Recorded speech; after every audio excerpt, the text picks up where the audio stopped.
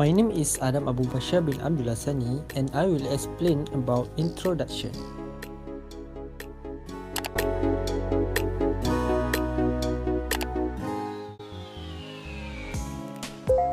My name is Nabila binti Zulkifli and I will be explaining about the combination of contracts.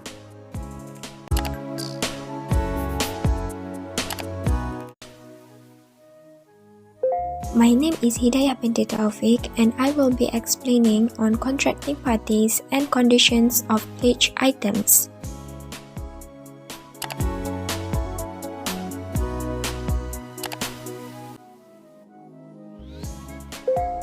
Assalamualaikum warahmatullahi wabarakatuh. My name is Aina Fatihah binti Ahmad Riza and I will be explaining on the fifth point, which is the safekeeping fees.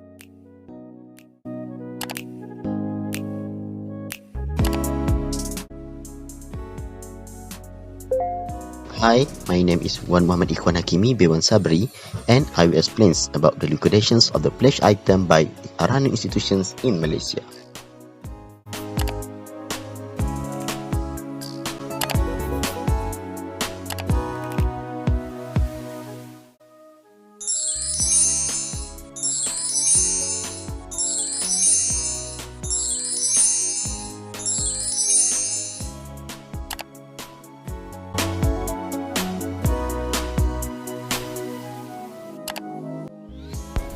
For the introduction, Ar-Rahnu in literal meaning, Ran is an Arabic noun derived from the word Rahana, which means either constancy and continuity, or holding and binding.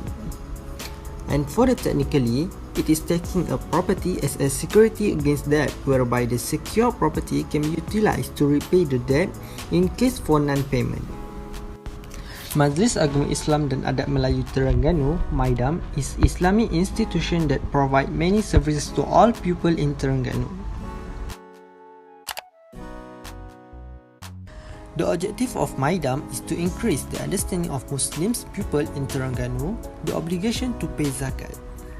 Other than that, it also enhances annual sources of income through development project and asset ownership to generate the socio-economy of Muslims.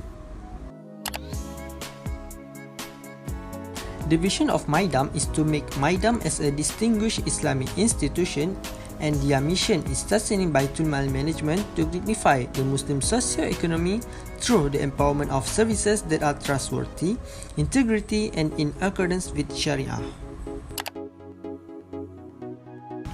Ar-Rahnu is an initiative to establish an Islamic pawn shop, and Maidam has taken proactive steps by becoming the first Islamic pawn shop established in Malaysia. In the beginning, they established the Terengganu Islamic Mortgage Muassah (MGIT) on 23 January 1992, and their goal is described to free Muslims in Terengganu from continuing to be plagued by usury that are manipulated by conventional pawn system. Maidam provides Ar-Rahnu services by providing loans that is secure and easily to apply. It based on Sharia principle, and they want to help individual cope with their cash flow. They combine the concept of Ar-Rahnu, Al-Wadi'ah ya Ad-Damanah, Al-Qadrul Hasan and Al-Ijarah.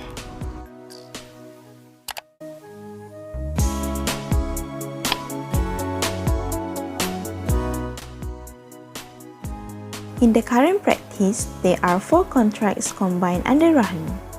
The main contract is Qard, which is a loan. Qard is supported by 3 other contracts, which are Wadi'ah ya Ad-Damanah, Rahnu and Ujrah. Each of the contracts function in a different way. The first one is Qard. Qard is a contract in which a lender, Islamic pawnbroking institutions, lends money to a borrower. In this case, the borrower is required to pay an amount equal to the loan amount. Once the loan has been fully paid off, the borrower may redeem the pawn item. The next one is Rahnu. Rahnu, which is a pledge, is a contract in which one party, known as the lessee, Rahin, leaves the asset as collateral to the other party, Murtahin, to settle the liability problem. In simple words, to ensure the loan repayment, the borrower is required to pledge valuable assets as collateral. However, if the debtor fails to pay the debt, the lender or the lessor has the right to sell the asset to to settle the loan. The following one is Wadiah Ya'damana, which refers to a savings with guaranteed protection. It is a contract between the bank and the customer for the storage of goods in which the bank stores the good for security purposes. In this case, the bank will charge a storage fee for the goods based on the predetermined rate. In the event of a loss due to negligence, the bank is obligated to replace the goods in order to replace stolen or missing assets.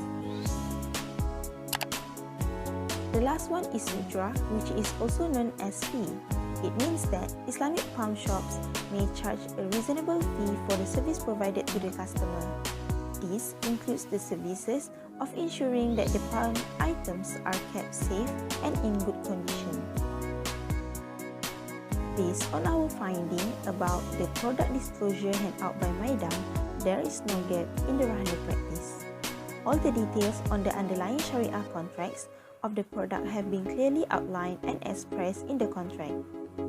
This is important because all the details about the underlying contracts must be expressly stated so that the customer are aware before entering into the pledge agreement.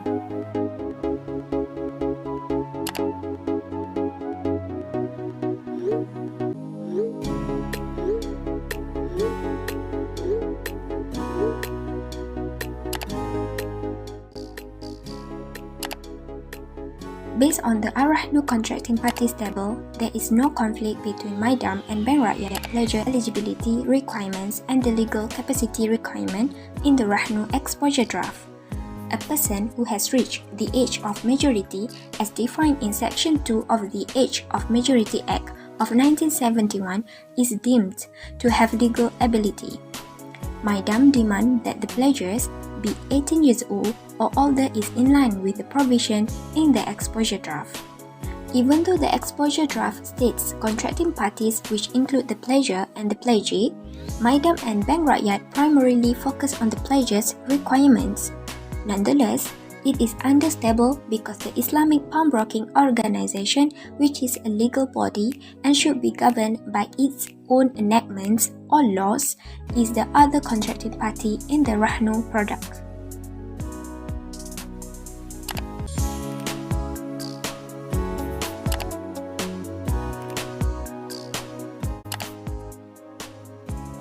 According to the Marhun table, there are some differences in Ar-Rahnu practices performed by Maidam and Bank Rakyat.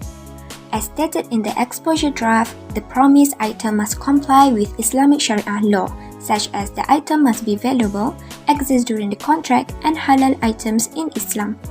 Evidence of the pledger's ownership of the asset should be provided.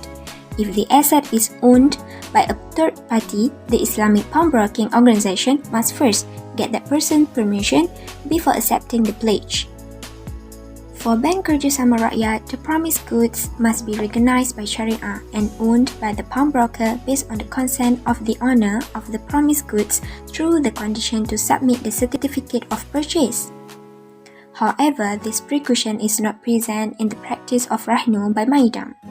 Failure of the Islamic pawnbroking institution to ensure the ownership or right to pledge the asset will affect the contract's validity if it is later proven that the pledged item does not belong to the pledger and was obtained through illegal means, which is also against the Maqasid al-Protection Sharia of malcontent.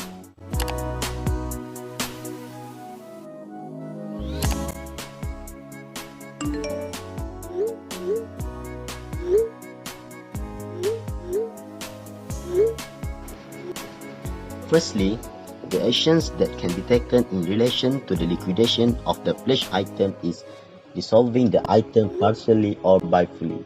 The financial assets of the receivable means can be dispensed through the divisions of the revenue from a mix of Sharia conforming financial components or by allowing all revenue to be applied when they are not separable. The pledgee is entitled to claim the proceeds from the debt settlement process. If the liquidation process has been complete, but the revenue is still reduced in order to meet the debt of the contractor, all balance remains the same as debt. The debtor's balance may therefore be claimed or its rights waived by the undertaking. If the liquidation process exceeds the debt, the excess amount is returned to the owner of the assets. And if the collateral form exceeds that, any collateral that will be liquidated by the contractor in the process of the debt payment can be designated as collateral. If the security is in cash, the pledgee can claim the debt against the debtor due by the assets.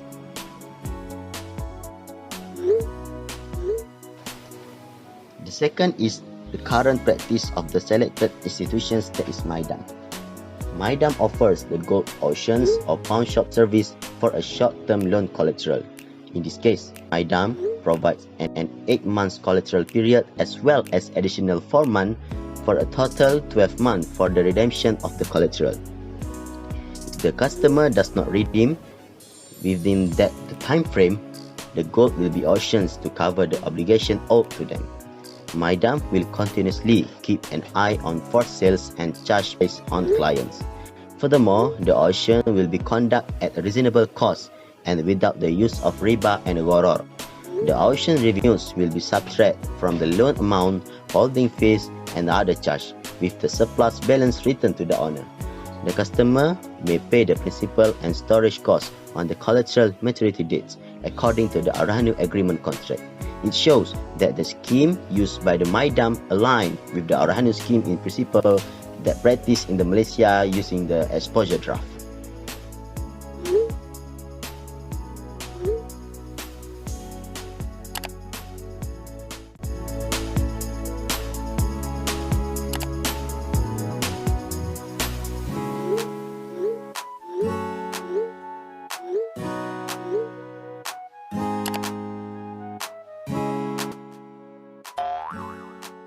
Referring to the table, Maidam charges a certain amount of fee in the form of monthly safekeeping fee for every 100 ringgit value of the marhun or pledged items. If the pledged asset has a lesser value than 1,000 ringgit, the customer is exempted from paying Maidam the monthly safekeeping fees. This makes Maidam different from any other Rahnu institution. For example, Rahnu Bank Rakyat charges an amount of 65 cents for an asset that has a value ranging from 100 to 1,000 ringgit.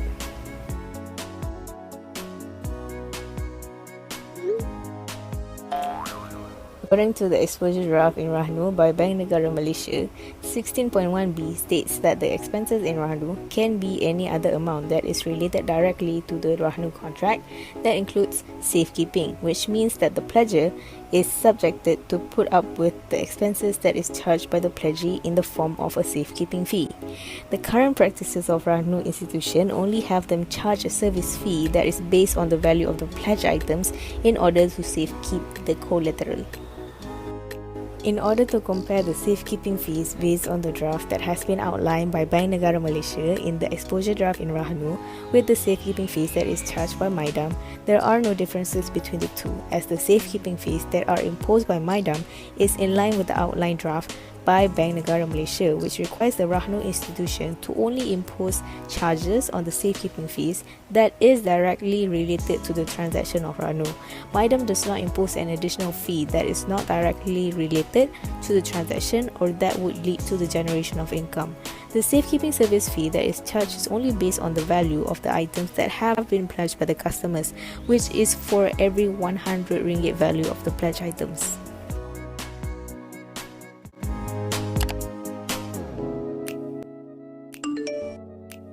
Here, we can conclude that Ar-Rahnu can be considered as a better option than a personal loan if you own gold jewellery and in need of a short-term loan.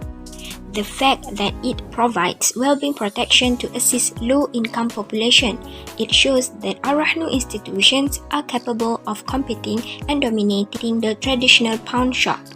Nonetheless, in-depth investigation on specific regulation on Ar-Rahnu are required to strengthen the trustworthiness of the scheme's clients.